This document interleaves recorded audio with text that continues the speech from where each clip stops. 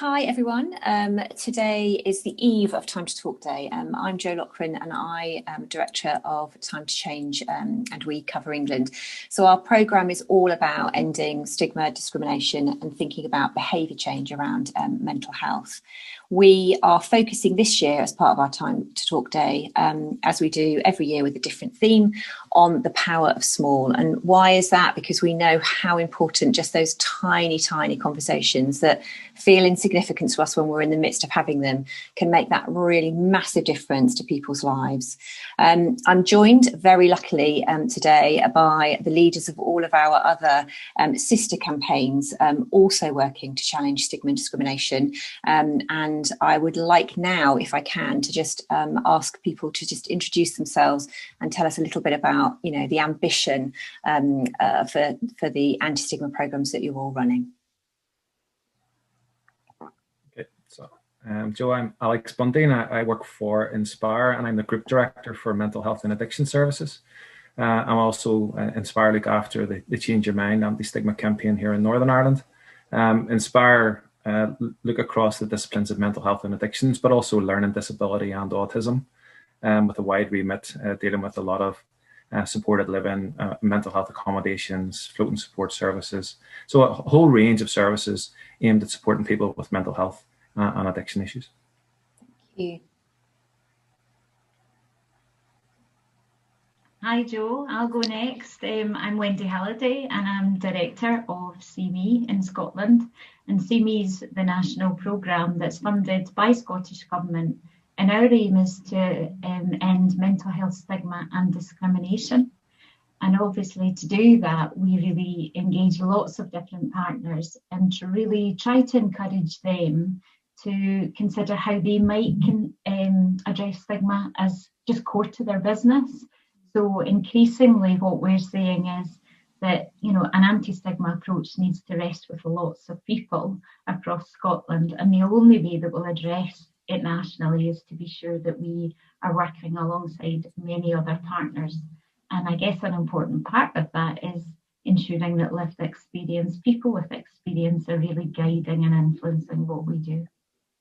Fantastic, thank you. Hi Jo, I'm Lowri Jones and I head up the Time to Change Wales campaign. Inspired by the campaign in England, we were very keen to have our own campaign in Wales that was owned by the Welsh people and also led by its communities as well. We are delivered by two of the leading mental health charities in Wales, Hafal and Mind, and funded by Welsh Government and Comic Relief. We've been running since 2012 and the aim is of course to equip and to empower people across Wales to step up and tackle stigma across individual, community and at institutional levels. And we do that in a range of ways, which we can talk a bit more about later. Fantastic. Oh, thank you so much all for joining. And it's worth pointing out that this is probably the fourth or fifth year where we've all come together around this kind of real peak of activity. And I'm always struck by the fact that, it's really important that we're kind of talking about the topic of mental health. And one of the things that is clearly really important is through our champions, we call all of our kind of lived experience people, different things. So for Time to Change England, it's our champions. We always talk about just how important it is that they are at the heart and centre of what we do. And many times it feels as a huge burden that we're asking people to do when we're saying to them, we want you to speak out about your experiences. I'm just wondering, from your experience and from talking to your champions, how much do they value a day like today where we get the nation talking about mental health?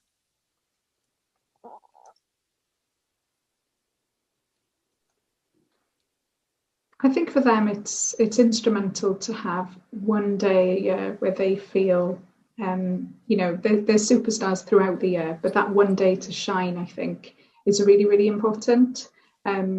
Obviously, we all know that work happens every day, all year round, very often silently. Some of our campaigners through blogs and writing or talking to kind of smaller groups of people that work continues and that never really stops. But having that just one day where we can just come together and I guess celebrate the huge investment that our champions put into the campaign, but also how far we are able to kind of change perceptions and so on. So for me, I think champions find it hugely valuable to have that one day in order to come together. Great, thank you. I suggest it's a similar picture in Scotland, and like yourself, we have champions and lots of volunteers, youth and adult volunteers who are engaged and support the programme, and lots of supporters surrounding See Me too. And I think what's great about a day like Time to Talk Day is that it really galvanises, builds momentum really about why it's important to have those conversations. And many of our volunteers and supporters really use the day to explore and to describe what it is to experience mental health problems, to dispel some of the myths around mental health, to normalise mental health and the mental health conversations. So it's just such a good opportunity to do that. And I think, one of, I guess, all of our ambitions is that societal shift. And in order to really get that societal shift that we're really seeking, a day like Time to Talk Day is so important, and especially a UK-wide opportunity for us all to be saying it's okay to talk about mental health. It's really important that we do. I guess one of the things that See Me does is try to weave it into our programmes of work. So like other anti-stigma programmes, we work in health and social care and workplaces, community schools, a whole range of different places. And I think Time to Talk Day is really good because it's something that all of the different players can really take hold of and do something with. So I'm really excited about the opportunities of this year's campaign. Fantastic. Alex? Yeah, I fully agree with everything that's been said. I think it gives focus for a whole year. People can look to this day, and it's not something that we want people to talk every day, but it does culminate everything that we're trying to do and give us some focus on that. I do think people with lived experience have so much to offer, and right across our services, we continually talk about those champions and how they're getting involved and really driving and making us refocus on how we actually support and break stigma down right across the UK when we see we're all from different regions of the UK. So I do think that this brings, it's brilliant to bring, Wales, Scotland, Northern Ireland, England together and actually, bringing that into a focus and paying tribute in many ways to the works and the efforts of those people with lived experience over the year. And I think that's so right, isn't it? It's an opportunity for those of our champions who are at a point in their recovery where actually being able to talk about their experiences is really important. And I think one of the things that always strikes me when we talk about talking is one of the things that people sort of say is, but it puts such an emphasis on individuals to kind of reach out and to talk about that personal experience. And I suppose there's two things that it's worth exploring. I think the first is kind of, it's as important that we know how to listen as it is for us to be able to expect people to talk. And I think the second thing is there's something for me around the fact that sometimes that talking is about the topic of mental health, as well as reaching out to those people who we are worried about or who we already know might be struggling. And I think this time, this time last year, we were just thinking about this new virus and how, what the impact of that was going to be. And now we've been nearly a whole year, within its grip. And I think now more than any time ever, this whole concept of reaching out, of checking in with people, of talking and allowing people to be heard is just so phenomenally important. And again, I wonder if there's experiences from some of the champions that we've all worked with that kind of help to kind of demonstrate why bringing this to the fore and having this as almost like a conversation starter, a point that people can jump off from into that world of conversation is so important. Absolutely, and I think this year more than any other time, in certainly the time I've worked on this campaign, is that you don't have the luxury of being able to go over to somebody's desk or over to somebody's house to see how they are, where you can truly get a sense maybe of how somebody's doing. Mm-hmm. Yes, it probably takes more effort to do that, to pick up the phone, to text, to call them. But we know, statistics show us that people's mental health has massively deteriorated over the past year. People who may never have experienced distress or mental distress in the past are now experiencing this for the first time. I would hope that we emerge from this pandemic with a more tolerant and more compassionate society, because if you've experienced it firsthand, you will understand possibly or begin to understand what somebody else who has experienced mental health issues all their lives are going through. But you're right, I think that encouragement and really urging people to have those conversations, but also to know how to listen as well. That's really important, because what we don't want is for people to be encouraged to open up those conversations and for the receiving end of that not to be positive or not to be supportive. I support all of what's gone before. I think we asked our supporters, so we put a wee poll out to supporters to ask about, and all of the supporters that experience mental health problems and have done in the past. And when we asked them about the current experience around the pandemic and the social isolation and the lockdown and the impact, what came through quite clearly was a growing sense of self-stigma. So 54% actually said that they felt really uncomfortable about speaking about their mental health, despite maybe feeling more comfortable about it previously. And I think it was that sense of, due to the pandemic, lots and lots of people are experiencing, as Lowri says, lots of people are experiencing mental health challenges who maybe haven't had in the past. And I think it's that bit about, a real sense of everybody's really busy, everybody's experiencing it, I shouldn't reach out, why should I reach out, what makes me different? And so I think what we've got to be really careful of is, in this really positive growing discourse around mental health across the UK, across globally, I think there's a sense that mental health is profiled much more highly than before, and rightly so.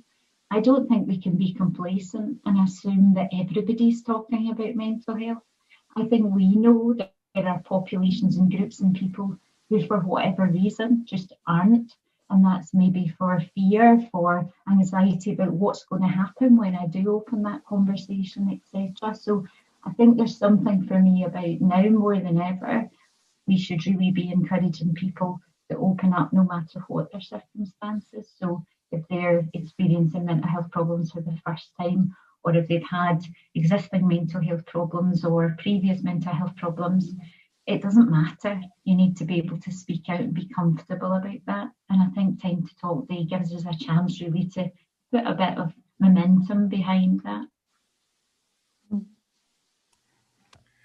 I agree with everything that's been said, and I think very interesting conversations this week actually with staff, who are looking after semi-structured group work that we do, mutual aid group work, and saying that they really can empathise, maybe for the first time for some of them, around isolation and anxiety, and how they can now associate that with what people they work with have been experiencing, and I think that's brilliant. But I do think that mental health is very firmly on the agenda, and it's brilliant to see that. And I think it's been highlighted through the pandemic that mental health has been affected, and hopefully that will, transcend into resources and ideas and concepts of how we're actually going to address and treat whatever comes out the back end of that.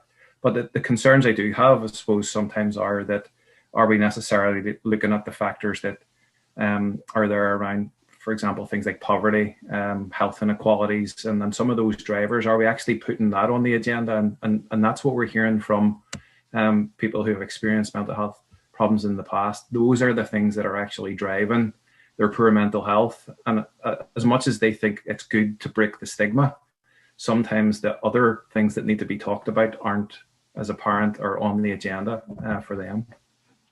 And I think that's an important point, isn't it, Ben? And I think there's also something around what all of us do around challenging stigma and discrimination. And Wendy, you often talk about that as being kind of foundational. And what sort of strikes me also is that I think that we're right not to be complacent, and I think we're right not to just make an assumption that Time to Talk Day fixes everything, or that talking fixes everything. I think we've all got huge programs of work and activity that sit around this as a day, don't we? We've got all of our work with children and people in schools. We've got our peaks of activity where we target, in this particular phase, men. We've got our work with employers, and we've got things like our national activity and addressing things in the media. And I think that's really important. The second thing that I think is quite important, and I'm interested to hear people's views on as well, is around how important it is to be working closely with both partners in the wider sense around the mental health sector, partners in terms of corporates, people who will be able to take our messages and amplify them, but also to be sitting within in our case, Mind and Rethink Mental Illness, to mental health charities that are quite experienced at challenging some of the things that perhaps we don't have a remit to talk about.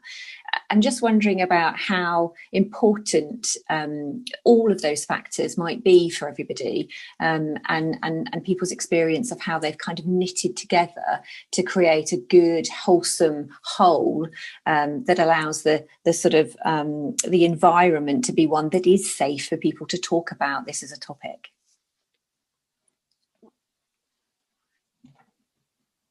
I'm quite happy to pitch in, Jo. I think for me, Time to Talk Day is, as you say, it's about conversations. It's about really encouraging people to have those conversations.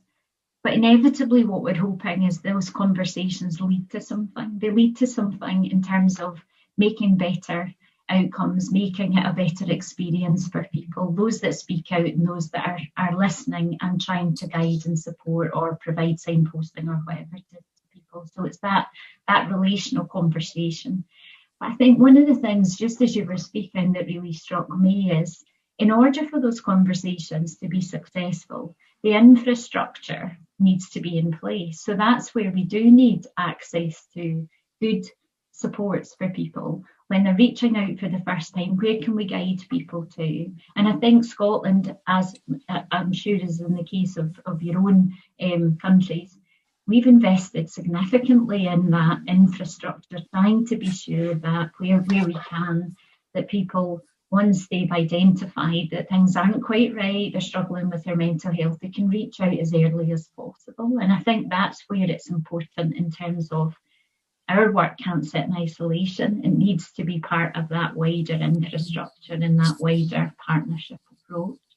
I think we all know that there are challenges with some services and levels of support just with the demand at the moment. But I think what we can do is we can add to that sense of early intervention. The sooner people can have the conversation, then the hope being that, steps can be taken as early as possible, prevent things from escalating wherever possible to a point that it's a crisis and an intervention at that critical end of things. So for me, it's something about just appreciating that what we do is within that context, and as you say, it sits not in isolation, but as part of a wider programme and approach. And the point, I guess, that Alex was making too about some of the inequalities, I guess, that people with lived experience come forward with. Often what they're describing is their challenges right now with all of those different aspects, be it poverty, be it about job security, be it about housing, tenure, whatever. And I think, again, that's where it's so important that we've got those partnerships to be able to guide people to the right levels of support and ideally, get the support in the right way for them.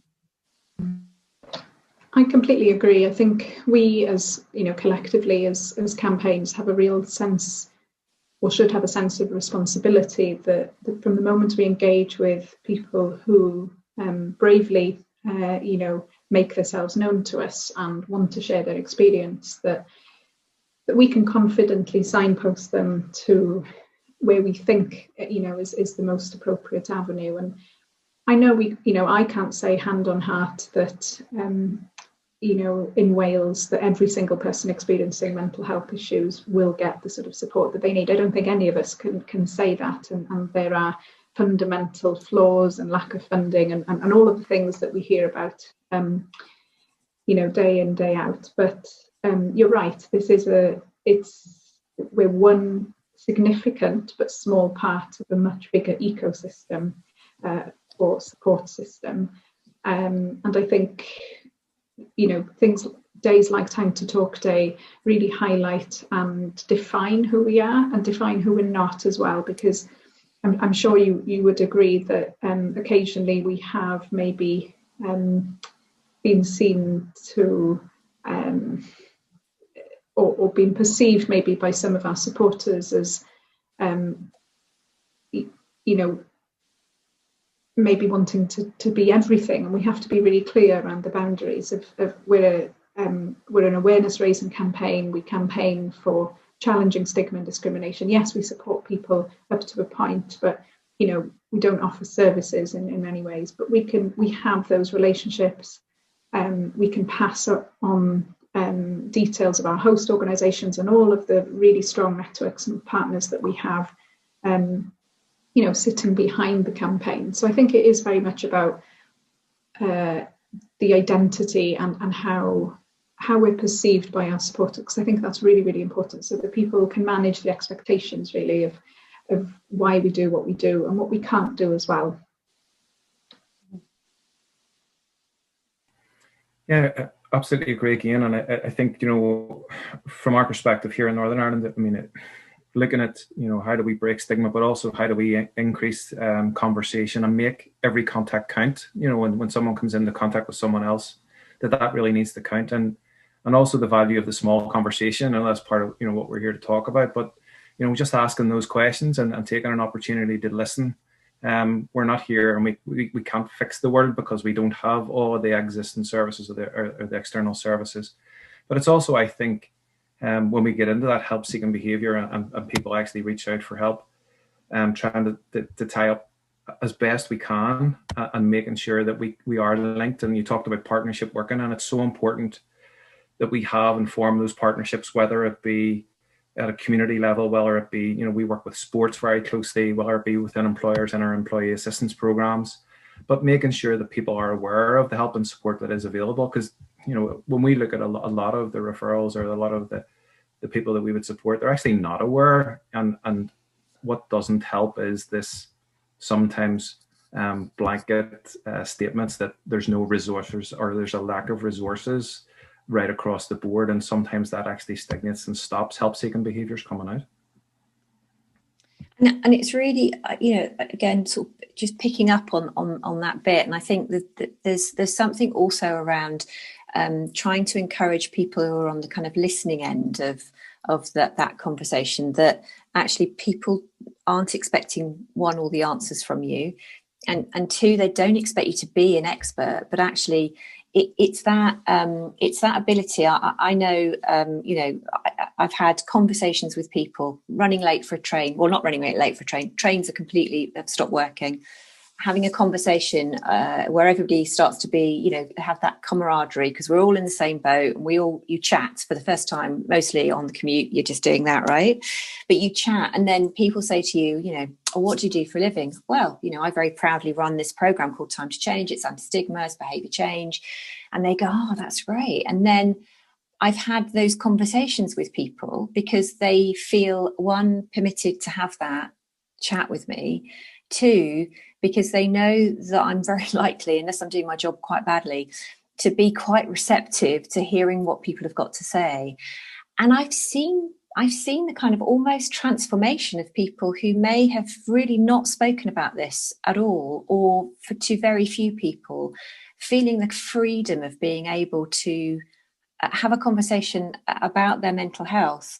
And I often talk about it as being like it's everyday and ordinary, because we know that it is. The spectrum is really everyday and ordinary. And I think there's a risk in that sometimes too. And again, I'm interested to hear what you have to say about this too. But there's also a kind of a risk around, are we encouraging people to experience life's complete ups and downs and the emotions that go with that, and putting them into a box that says this is a mental health problem? And I suppose we have to be quite aware of that and quite on that. And I'm quite interested to hear what people think about that, and how you've worked through that with both your champions, but also with the general population, in trying to talk about what we actually mean by mental health, and what's the everyday ups and downs and emotions of life.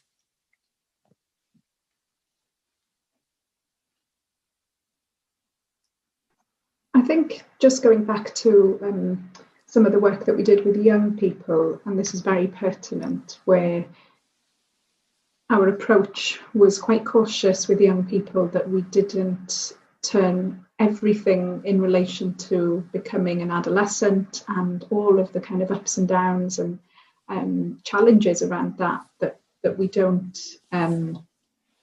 medicalize those very natural reactions to growing up and to forming relationships at kind of secondary school age.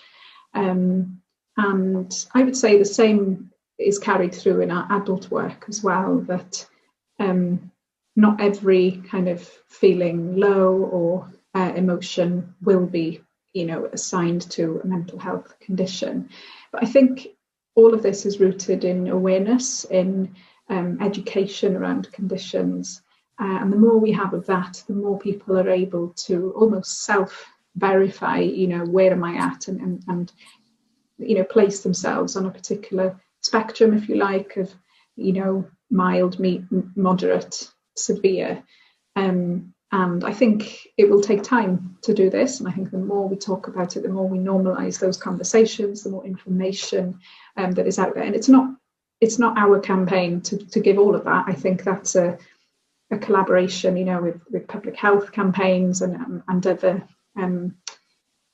third sector organisations collectively to do that, and to impart that information to the public, so that people feel armed with that information to make those kind of informed decisions of, do I need to go and see a GP? But I think if we take physical health, for example, you wouldn't think twice about going to a GP, if you had a strange rash or a lump or something like that. And I think, the same is true with mental health issues, that it's always worth getting it checked out, and it may turn out to be, an episode of distress or whatever it might be, if somebody's just not feeling quite right.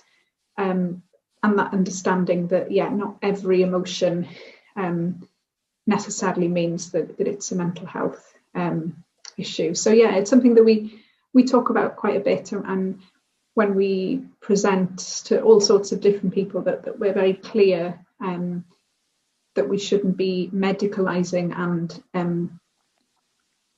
armchair diagnosing everybody with a mental health issue. And I think, given that we are working through a global pandemic, that's even more important, where people will have natural responses to trauma. Let's be honest, it's been a traumatic experience. I think it's on some level for everybody, and that actually fear, worry, panic are all very natural emotions to or reactions to the pandemic, something that we've never had to grapple with and never had to experience before. But not all of those will obviously end up to be sort of short or long-term mental health conditions. Yeah, I think that's really, really cool in terms of a kind of us thinking that through. I'm conscious that, surprisingly, time has gone very quickly and we've only got a few moments left. So I'm wondering if as we go round, before I kind of finish up properly, that we can think about what our one top tip would be to really encourage the nation to get talking. I think mine is going to be reiterating that don't worry about being an expert. You don't need to be. And I'm going to pick on Lowri to basically go next. I think mine would be that thinking about talking to somebody is way more daunting than actually doing it. And I think 9 times out of 10, that will be the case. Nice. Wendy? Yeah, I think mine would be about trying not to worry about the conversation, don't overthink it. And from a point of view of somebody sharing how they're feeling, it's that don't worry about the fear of what's going to happen if I do share this. It's about the theme is power of small, and let's start small and really start with what the burning issue is for that person. That would be my core message. Fantastic. Alex? Was that the one thing for me is around shame, and you've nothing to feel shameful about when you talk about mental health, and just we are all part of breaking the stigma and taking that shame away. So just reach out and ask for that help and support. Fantastic. Thank you so much, everybody. I really, really appreciate your time today. I'm sure everybody will appreciate hearing from you and from your views and some of the topic areas that we've touched on. So just to reiterate, tomorrow is Time to Talk Day, and we want as many of you to have a conversation as possible. Think about your family, your friends, your work colleagues, the person down the road. Don't mind who it is, but just reach out, have a conversation, ask somebody how they are. If you need to, ask them twice. Really show that you're interested in hearing what they've got to say. Conversations can happen in all sorts of ways. It's not just that face-to-face. It's not just having to be verbal. Reach out via WhatsApp, via social media, but just do it.